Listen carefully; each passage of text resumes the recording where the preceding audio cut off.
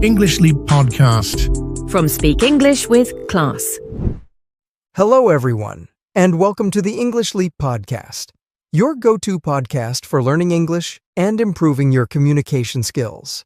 I'm Evan, and as always, I'm joined by my fantastic co-host, Erin. How are you doing today, Erin? Hey, Evan. I'm doing well, but I had one of those moments today where I really wished I could think faster. Oh? What happened? Well, I was having a casual conversation with a colleague, and they asked me a really simple question. One I totally knew the answer to. But for some reason, my brain just froze.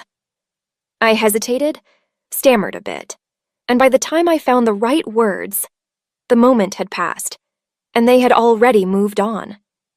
It was so frustrating. Oh no, I've definitely been there. That awkward moment when you know exactly what you want to say, but your mind decides to take a break at the worst possible time. Exactly.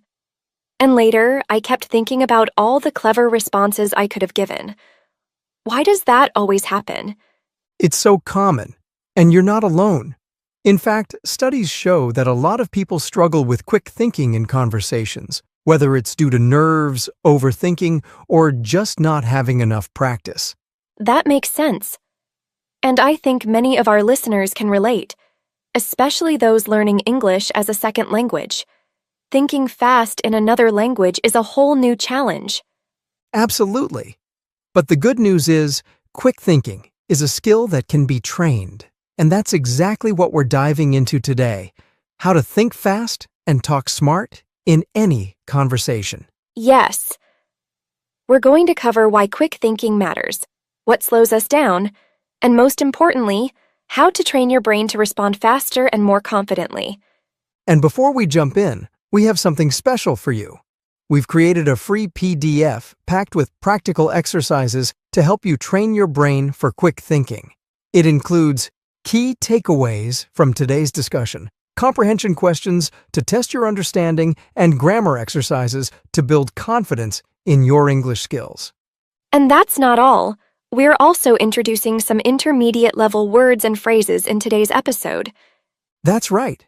And we'll take a closer look at them later in Charlotte's vocabulary section, where Charlotte will break down those words and phrases, explain their meaning, and show how to use them in real-life conversations. So, stay tuned for that, and let's get started. All right, Erin, let's start with the basics. Why is quick thinking so important in communication? Okay, imagine you're in a job interview, and the interviewer suddenly asks, "What's one challenge you've overcome?" You have the experience, but your mind goes blank. Instead of confidently sharing your story, you stutter and say, well, let me think. That hesitation can make you seem unprepared or unsure of yourself, even when you're perfectly qualified. That's a great example. Quick thinking doesn't just help you sound confident, it actually makes you feel more confident. Studies show that people who respond quickly in conversations are perceived as more confident and competent. Whether it's in a meeting, an interview, or a casual conversation, being able to think on your feet makes a huge difference. That's true. In fact, research from Harvard Business Review suggests that clear and confident speakers often gain more credibility and influence in social and professional settings. And let's clear up a big misconception. Thinking fast isn't the same as speaking fast. Some people believe that if they talk quickly, they sound smart. But in reality, clarity is more important than speed. Exactly. Think of it like driving a car. You don't need to speed to get to your destination quickly. You just need to know the best route. Speaking clearly and concisely helps you get your point across faster than rushing through your words. That's a perfect metaphor, and fluency isn't built overnight. Just like learning an instrument or a new sport, the more you practice, the faster and smoother you become. Totally. So if quick thinking is so important, what actually stops us from responding smoothly in conversations? Let's break it down. The first challenge is overthinking. Imagine you're texting a friend and you rewrite your message 5 times before sending it. That's what happens in real-life conversations. Some people try to construct the perfect sentence in their mind before speaking, and by the time they're ready, the moment has passed. Then there's fear of mistakes. I remember when I was learning Spanish, I hesitated so much because I was afraid of sounding silly. But the truth is, making mistakes is part of the learning process. Right. Another challenge is mental blocks. When you're put on the spot, your brain just freezes. It's like when someone asks you, "What's your favorite movie?" And even though you've watched hundreds, you can't think of a single one. And finally, there's the language barrier. If English isn't your first language, sometimes the words don't come as quickly as you'd like. So true. But the good news is, there are strategies to help with all of these challenges.